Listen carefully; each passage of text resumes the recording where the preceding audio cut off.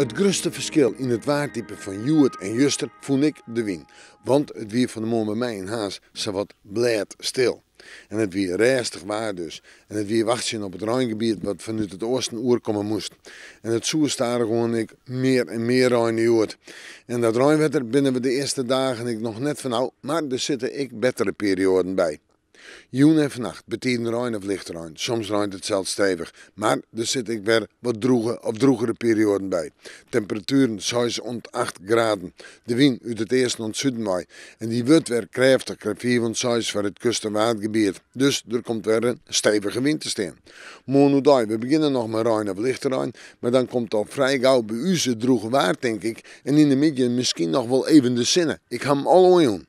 En de temperaturen morgen al wat 12 graden. Een koud waartype, maar de wind ja, die komt wat meer uit zuidelijke richting dan het zuideest. Matig en krachtig, dus het waait weer stevig. In de jontijd ligt het te droog te blijven, in de nacht staat er gewoon weer Rijn. En dat Rijnwetter dat valt er ik op manje. Het fruitjoch, manje betekent Rijn of lichte Rijn. En manje daar een temperatuur om bij de 12 graden heen. En nog altijd in die wind uit zuidelijke richting waai, matig en krachtig, de krachtige wind in het kust- en watergebied. Op naar Tiesje, een paar buien of buikers, maar wel de zinnen erbij, dus dat is positief. Temperatuur nog altijd in 12 graden. Het viel noffelijker aan omdat er net al te volle wind stiert. Op Waasje ligt het te droog te blijven, maar zinnen en een temperatuur om erbij te trekken, misschien op plakken wel 14 graden. En dan begint het even wat milder te worden. We moeten morgen maar weer even in het Waasje.